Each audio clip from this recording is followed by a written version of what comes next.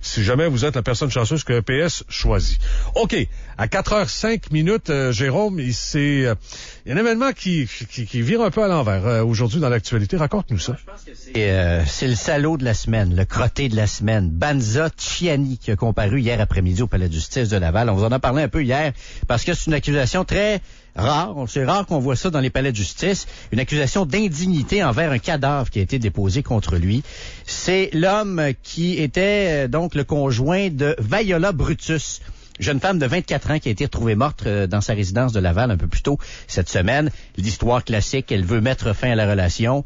Le ticaille veut rien savoir, veut rien comprendre. Il décide de régler ça probablement en l'assassinat, mais ça, on verra les résultats de tout ça. C'est pas clair encore. L'accusation de meurtre n'a toujours pas été portée contre lui. On verra avec la suite de l'enquête. Pour l'instant, il y a une seule accusation. Et ce qu'il y a de particulier, c'est qu'il a caché pendant des jours à ses beaux-parents que le corps de la victime était resté dans la chambre. Ça a l'air que les proches rentraient dans la maison, puis là, lui, il essayait de cacher ça pendant que le cadavre était dans la chambre. Il aurait également promené le cadavre en voiture pour tenter de le cacher, d'où l'accusation d'indignité envers un cadavre de porter contre lui. Mais c'est pas quelqu'un sain d'esprit qui va faire des choses. Ça va pas bien au deuxième étage. En tout cas, disons que les indicateurs sont pas très bons. On est qui pour dire ces choses-là? La raison pour laquelle, des fois, c'est toujours pratique d'avoir un Doc Mayou pas loin. Hey, salut, Doc! Oui, bonjour, Stéphane. Salut, Doc. Content de vous retrouver, Doc. Oh, moi, pareillement. Faut pas être fort au dernier étage, pour agir de cette façon-là? Ben, il y a deux possibilités qui nous frappent à première vue. Une étant la déficience intellectuelle légère. Mm-hmm. Alors, un déficient peut faire des choses et ne pas savoir comment disposer par la suite. Ça peut arriver. Et l'autre, évidemment, toujours à retenir, la schizophrénie, qui est une psychose, où il y a perte de contact avec la réalité. Il peut y avoir toutes sortes de comportements aberrants qui peuvent être déployés. Moi, l'impression que ça me donne, c'est qu'en déplaçant le cadavre en voiture, entre autres, il avait l'air d'être conscient un peu de ce qu'il faisait, ce gars-là. Ben, c'est-à-dire, l'individu qui souffre de schizophrénie, qui délire ou qui est halluciné, est conscient de certaines choses. Maintenant, il peut être dirigé par son délire. Mm-hmm. Et il peut faire des choses, à un moment donné, il peut tuer quelqu'un, puis là, il sait plus trop quoi faire, puis... tout ça est possible. Qu'il s'agisse d'un cas usuel d'homme jaloux morbide qui a tué sa compagne parce qu'elle voulait aller voir ailleurs si elle y était ou elle voulait aller copuler avec un autre homme, ça me surprendrait beaucoup dans une situation comme ça parce que la suite, comme vous avez mentionné tout à l'heure, est très inusitée. Mm-hmm. Alors, les conjoints jaloux qui, dans un accès de rage, si je peux pas t'avoir, il n'y a aucun autre homme qui va t'avoir, puis je vais te tuer. Bon, ça, c'est relativement fréquent, malheureusement, dans le Grand Québec. OK, mais encore là, quelqu'un qui agit comme il l'a fait, Doc, en cachant au monde qui viennent chez eux le fait qu'il y a un cadavre dans la maison, en le promenant avec son véhicule à gauche et à droite, encore là, en essayant de trouver une place pour s'en débarrasser, c'est quelqu'un, à un moment donné, qui a réalisé qu'il avait fait quelque chose de pas correct, là. Oui, mais qui ne réalise pas tout à fait que il y a un cadavre. Tu comprends? C'est pas... C'est pour ça que je vous dis, il va être important de bien évaluer cet individu-là. D'abord, mesurer son quotient intellectuel. Mmh. Parce que ça ne me surprendrait pas que ce soit un gros 68, 70 de quotient intellectuel. Ouais. Et s'assurer par une bonne évaluation psychiatrique que cet individu-là ne souffre pas de schizophrénie. Et ça me surprendrait beaucoup que l'individu n'ait pas un ou l'autre des deux, et possiblement les deux. Et justement, la conjonction de deux problèmes pareils, schizophrénie puis bas niveau intellectuel, Doc, est-ce que c'est carrément ou automatiquement synonyme de problème, de violence puis de choses comme ça? Non, c'est pas un bon mélange, c'est sûr, mais... Non, c'est jamais pareil d'un cas à l'autre. Non, hein? Alors, il y a des déficients légers qui peuvent souffrir de schizophrénie puis être très doux, ils entendent de la musique, puis sont très retirés, puis causent pas de trouble à personne. Tout est possible. Il n'y a jamais deux cas de schizophrénie pareils. Et il y a rarement deux déficients qui se comportent de la même façon. OK, puis il y a quelque part, sauf le constater, il n'y a pas grand-chose qui s'explique là-dedans. Il n'y a rien qui permet de comprendre comment ça se fait que un cas de schizophrénie et débile léger va être violent, puis l'autre va entendre des petits oiseaux puis de la musique. Exactement. Et on a eu, nous autres, le fameux Alain Piché national, dont vous avez sûrement entendu parler à Québec. Je me rappelle pas. Alain Piché, c'est un patient qui est atteint de schizophrénie, qui a décapité à la hache, qui a coupé la tête de ses deux parents et qui a mis la tête et les morceaux de corps démembrés dans le congélateur. Oui, je me rappelle de ça. Ben oui, puis à un moment donné, là, ils ont découvert, sont venus à la recherche du père, puis il était là, puis il n'y avait pas de problème, là. Ses 2 parents étaient congelés. Ouais. Mais, et là, c'est un peu dans le même registre. OK. Sauf que dans cette histoire-là, Doc, l'histoire dont on parle, on apprend aussi qu'il y avait une histoire de rupture derrière ça aussi, qu'il s'était fiancé l'automne dernier et que récemment, ça avait commencé à se détériorer. Et la conjointe, la victime, Banzat Chiani, voulait mettre fin à la relation également aussi. Là. Oui, puis ça se peut que la conjointe elle-même était atteinte de quelque chose. Faudrait voir. Ça n'excuse en rien le geste. Mais écoute, c'est pour ça que il est important d'avoir bien à l'œil les personnes atteintes de déficience intellectuelle et ne pas les normaliser, malheureusement, comme font beaucoup de travailleuses sociales. Je vous dis pas que c'est nécessairement le cas dans l'histoire que vous racontez, mais j'en profite pour passer le message. Qu'est-ce que vous voulez dire par là, les normes de déficients normalisés par les travailleuses sociales? Qu'est-ce que vous voulez dire par normaliser, Doc? Considérés comme étant normaux, étant capables de vivre une vie normale. Alors, à Québec, là, vous êtes empestés de travailleuses sociales qui vous normalisent des déficients avec des histoires d'horreur que vous imaginez même pas. Et que moi, avec lesquelles je suis confronté régulièrement. Donnez-moi un exemple des histoires d'horreur, Doc, juste pour qu'on se fasse peur un petit peu, là. Non, l'histoire d'horreur de déficients, c'est le déficient qui pense qu'il peut avoir un auto, passer son permis de conduire, puis qu'il peut avoir son appartement, puis qu'il peut avoir des enfants. Fait que moi, je suis pogné pour les stériliser, là. Je suis toute poignée à 20 ans, 21 ans, stériliser ça, là. Puis là, mais je suis docteur, travailleuse sociale, elle m'a dit que non. Dès que tu vas, puis là, la même chose pour la fille, dès que tu vas enfanter, le bébé va être automatiquement enlevé à la naissance. Ah ouais, donc vous prescrivez des opérations pour stériliser ces gens-là, des fois? Ah oui, je fais de l'eugénisme, messieurs. Mais ça pourrait être interprété comme ça, Doc. On me traite de nazi régulièrement. C'est délicat, maudit. Je fais en sorte que les déficients intellectuels ne se reproduisent pas. Et les travailleuses sociales sont assez hypocrites pour normaliser ces déficients-là, OK? Ouais.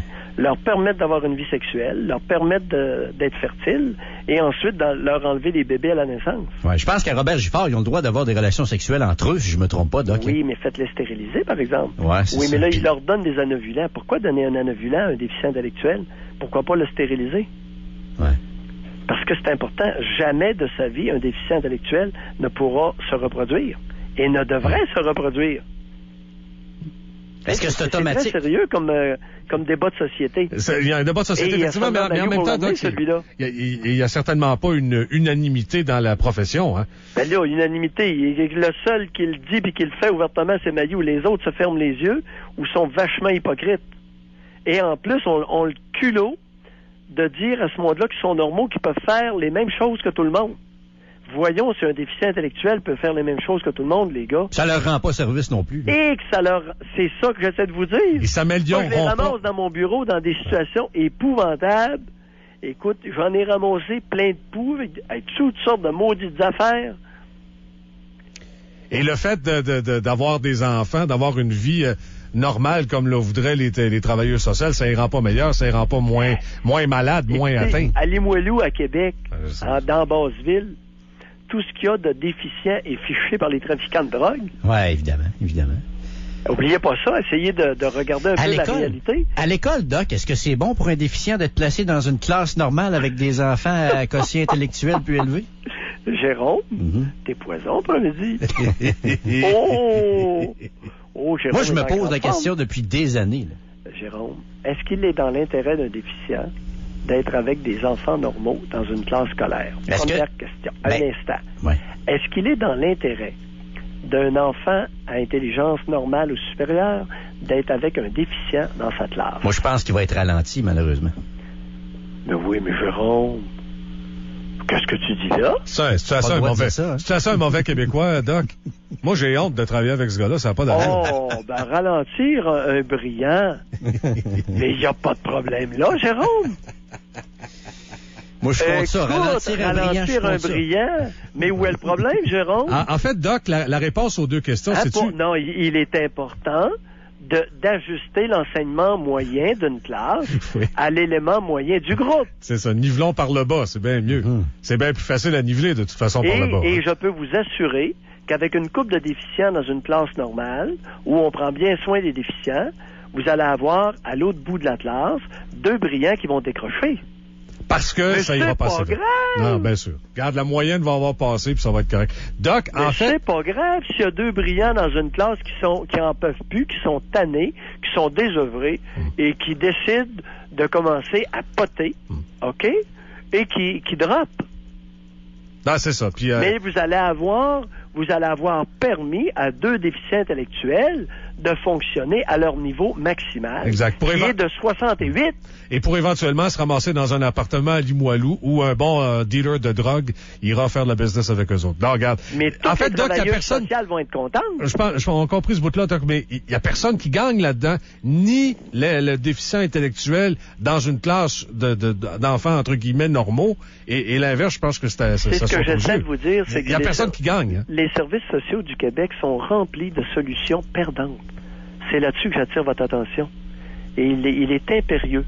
C'est pour ça que je dis qu'il est impérieux d'abord d'exterminer la DPJ, la protection de la jeunesse au Québec, d'exterminer ça et d'envoyer tous les services de protection et de criminalité envers les enfants et les vieillards dans le réseau normal de la justice.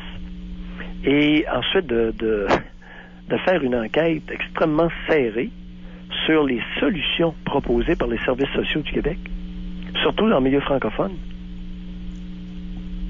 Y a-t-il une différence marquée entre les francophones et les anglophones là-dessus? Énorme. Moi, j'ai été formé à McGill et j'ai bien connu les services sociaux anglophones, beaucoup plus adaptés, beaucoup plus réalistes, beaucoup plus pragmatiques. Pragma, c'est-à-dire qui est proche de l'action. Oui, c'est ça, réaliste. Là. Alors, ce que je vois, moi, dans mon bureau, et ça me scandalise, messieurs, j'ai régulièrement des individus, jeunes adultes, que ça fait 10 ans qu'à chaque année, on leur montre exactement le même programme de lecture et de mathématiques. 10 ans. Pas d'évolution. 10 ans. Oui. Nice. Et ces professeurs-là ont tous été payés rubis sur l'ongle. Alors, bien sûr. Pour répéter année après année toujours la même maudite affaire à du monde qui le goberont probablement jamais. Jamais. Je n'en reviens pas. Et c'est rien. C'est rien. Et certains, maintenant, après leurs 10 ans, retournent à des cours d'alphabétisation. Je n'en reviens pas. Mais Doc, c'est quoi cette maudite manie-là qu'on a au Québec de tout vouloir normaliser, puis tout vouloir être égal, puis tout le monde peigner du même bord, puis tout le monde qui frise naturel, puis tu comprends ça, là? Tu sais, on va amener les enfants handicapés intellectuellement dans les classes normales. Hey, ça va être bon, ça va ouvrir les normaux sur la réalité, puis le fait que ça existe. La différence. Puis ça va permettre aux autres d'apprendre à vivre en société avec du monde normal. C'est quoi cette affaire? Pourquoi on a cette espèce de mentalité-là, de normaliser tout? Je vais vous donner un exemple. À Louisville, il y a une entreprise qui fait des meubles. Okay. Et il y a une femme qui a ramassé 4 ou 5 déficients, et elle les amène dans l'entreprise en question. OK? Ouais. Elle les amène, les 5, démêler les vis qui sont tombées par terre, parce que c'est vissé par des machines. Et compte tenu qu'il y a des vis de différentes grandeurs, l'entreprise ne peut pas payer un salaire régulier pour démêler les vis et les remettre dans les machines. Alors, pouvez-vous croire que cette femme-là ramasse un groupe de 5 déficients ou autistes, puis elle les amène démêler les vis qui ont été rejetées, qui sont tombées par terre. Hein? Et ces vis-là sont encore neuves, elles sont simplement, ils ont volé, ils sont tombés par terre. Oh oui. Et sont toutes réutilisées par les machines, sont remis dans les machines. C'est capoté, hein? Ben, c'est très bien. Hein? En tout cas, les jeunes, c'est des jeunes garçons, les jeunes hommes sont absolument ravis. Ben oui, très ça leur autres. fait un petit salaire, puis démêlent des vis à leur rythme. C'est ça. À leur rythme, pendant un certain nombre d'heures par jour, ils font du 9 à 3, quelque chose comme ça, 9h30, 3h, tranquillement, avec des petits breaks, puis avec un adulte qui les supervise Tout à fait. Ils font ça de façon impeccable. J'ai un de mes chums, Doc, dans la région de Montréal. Il est à Saint-Laurent, c'est un petit peu à l'ouest de Montréal, qui, lui, a une compagnie qui fabrique des boîtiers de cassettes vidéo, puis des boîtiers de DVD, puis de CD, tout ce que tu voudras, les boîtiers en plastique. Alors, ils fondent du plastique là dans la forme que tu voudras finalement. Et lui, tous ses employés à l'intérieur de l'usine sont des handicapés mentaux, des autistes, peu importe. Ben là. oui. Ils ont un fun vert. Ben oui. Ils ont du fun, ils sont contents, ils arrivent à l'heure à tous les matins, ils partent à l'heure à tous les jours, ils dînent exactement au moment où... Tu sais, Ils sont moins lâches que certains gens normaux. hein? Ils les payent comme il faut, tu sais, ils en profitent pas, là. Ils payent comme ça doit être payé, ce monde-là, pour la job à faire. La job est drôlement bien faite. Tout le monde est heureux, tout le monde est content, puis on perd pas notre temps à essayer de leur faire comprendre 1 + 1 = 2. Ça leur rentre pas dans la tête, vierge. Il y a dépendamment des individus. C'est quoi cette maudite manie-là qu'on a? J'en ai une couple, moi, là, qui font du travail de ferme. J'en ai un, à un moment donné, qui avait été reconnu coupable d'avoir, des histoires d'horreur, je pourrais vous en dire. Exemple, un déficient intellectuel de 17 ans. Ouais. Dans un coin, dans une petite ville des Bois-Francs, qui était utilisé comme gardien d'enfants. Alors, il gardait 4 petits-enfants. Devinez qu'est-ce qu'il a fait avec les 4 petits-enfants? Il s'est amusé. Il s'est amusé à des jeux sexuels avec les 4 petits-enfants. Alors, il y a quelqu'un, ça c'est su, et là, ils ont porté plainte, puis là, ils se sont aperçus qu'il était, moi je leur ai dit, il est déficient intellectuel, puis pas à peu près. Alors, l'individu qui est criminel là-dedans, ce n'est pas mon patient, mais c'est celui qui a permis à cet individu-là de c'est sûr. Ouais. Je t'assure que j'ai plus entendu parler de rien. Hein? Mais là, comment ça se fait qu'on cherche tout? Et c'est un individu costaud. Un athlète naturel, une espèce d'armoire à glace de 5 pieds 10.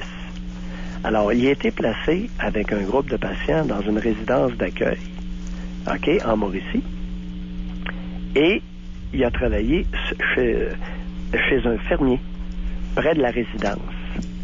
Un méchant bonhomme pour travailler au foin l'été, j'aime autant vous le dire. Il n'y en avait pas beaucoup pour le côté. Mais il fallait qu'il soit surveillé par un adulte responsable. Mm-hmm. Il arrivait à l'heure, on lui disait exactement quoi faire, il le faisait de façon impeccable, puis ensuite il repartait. Alors ça, c'est dans sa résidence d'accueil. En d'autres mots, ça, c'est de l'intégration intelligente de personnes déficientes puis de personnes qui connaissent ce type de problème-là. C'est pas d'essayer d'en faire des êtres, entre guillemets, normaux. Cet individu-là avait fait des années d'école comme ça se pouvait pas. Et il n'y a pas une travailleuse sociale assez intelligente et avec un jugement suffisant pour réaliser que c'était un athlète naturel. Ouais. Et que lui travaillait fort physiquement. Il aimait ça. Ah oui, c'est bon. Regarde. Hey, puis les nouilles l'utilisaient pour garder des petits-enfants. Il s'était fait aller à la langue, puis pas à peu près, lui, il aimait ça, les petits jeux avec les enfants. Il y a du chat partout. Oh. Hey, c'est du n'importe quoi. C'est épouvantable. Ah, du n'importe quoi dans ce domaine-là. Vous avez raison de parler d'histoires d'horreur. Des histoires d'horreur comme ça, là. Hey, je pourrais vous en raconter 18 heures de temps sans arrêt. J'en ai des tas de dossiers comme ça. On s'en reprend à la prochaine chat, Doc. Bye, les amis. Salut. Bye. Doc Mayou. Il est rendu... C'est bon. C'était le temps. Clac!